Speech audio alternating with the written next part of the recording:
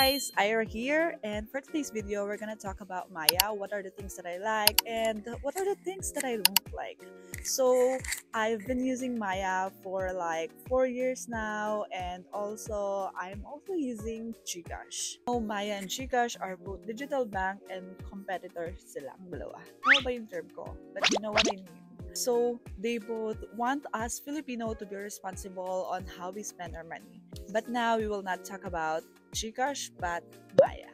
First, I like Maya because konti lang yung scam report, unlike Gcash na maraming mga fraud and maraming mga nawawalang pera.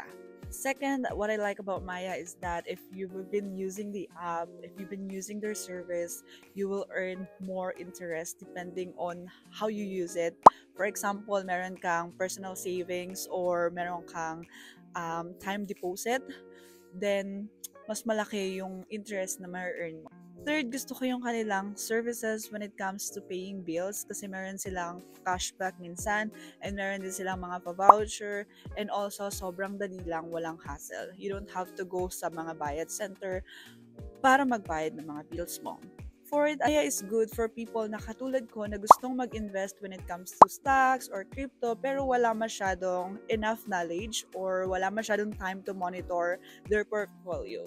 When I was a beginner in investing crypto, I found Maya so beginner-friendly kasi maglalagay ka lang ng pera. Halimbawa, meron ka lang 50 pesos. Let's say, meron ka 50 pesos. Because you know, when you're investing your money, you should know how to diverse it. You should know that the market is volatile and you have to be careful. So, let's say, nag-invest ka ng 50 sa crypto mo. Halimbawa, bumili ka ng Ethereum or ng Bitcoin or ng Dogecoin or XRP, something like that. Tapos, nag-gain yun, pwede mo siyang iset ng alarm. And also, kapag naman bumaba, pwede kang bumili konti-konti because for as low as 1 peso, you can buy your first crypto. Pero syempre, hindi yun yung talagang isang crypto na yun. Meron ka lang share doon. Fourth, I love their time deposit and also the personal savings because for me, I always diversify my money. Madalas din kasi kapag may pera ako, pag nilagay ko lang siya sa isang bank, nalilito-lito ako, tapos feeling ko ang yaman-yaman ko.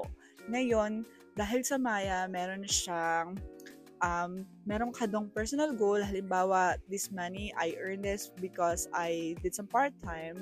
Pwede mo siyang ilagay doon, tapos pwede mong ilagay kung para saan yun, or kung ano yung pinag-iipunan mo. Pwede ka rin maglagay ng time deposit, which is pwede mong ilagay kung for 3 months, 6 months, or 1 year and makikita mo doon kung magkano yung ma-earn ng pera mo. Ang Maya na gusto ko is meron silang pa-monthly giveaway. So, meron sila doon pa-raffle wherein mag-check ka lang, i-click mo lang yun tapos magkakaroon ka na ng ticket. Pero, basically, you're not really paying for that ticket. Nire-refund nila yon and you have the chance to win an iPhone 16, earbuds, and also trip to Japan. Sixth thing na gusto ko sa feature ng Maya is that pwede ko siyang gamitin for my international travel. So, for example, I'm living in Korea and minsan nawawalan ako ng pera. So, naigagamit ko yung Maya card ko. And also, when I was traveling to Thailand, nagamit ko din yung Maya ko for an emergency. Last but not the least, gusto ko yung Maya kasi marami silang mga features. Halimbawa, sa PBB, kung mag-vote ka doon. At the same time, meron silang mga pa-free. Halimbawa, Landers membership, mga vouchers, monthly, or may mga pa-cashback sila. So, those are the things that I love about Maya. But of course, Maya is not perfect. There are also things na I don't like. But to be specific, I'll just give one. Anyway, disclaimer, this video is not sponsored, but I'm telling you the truth. So, nabanggit ko nga sa inyo kanina na nag-i-invest ako sa crypto nila. So, there was times na bibilin ko na sana yung crypto kasi nga, di ba, rules is when it's high, sell it, and when it's low, buy. So, meron akong crypto na binabantayan at nung tumaas na siya, I mean, yung malaki na yung interest niya, I sold it. Pero, nagtaka ako, hindi napunta sa akin yung interest. Like, totally, nag-ano lang siya, na nawala lang, or nabenta ko yung, I'll name it, Dogecoin ko. Like, 100%, like lahat ng share ko dun sa crypto na yan. Pero, wala akong kinita. And when I reach out to them, yung kanilang customer representative, which I think it's subjective, baka meron lang mens yung nakausap ko or wala lang siya sa mood to work that time, hindi niya ako na-help. And kinuklose lagi yung ticket. Tapos, ayun na, medyo nawala na ako ng gana, kaya hinayaan ko na lang. Anyway, mga nasa 1,000 lang naman yung gain ko sa Dogecoin na yun. Pero, yun, customer service, and then pahabol kung gusto nyong mag-crypto sa Maya, please be informed na merong mga technical issues like very often.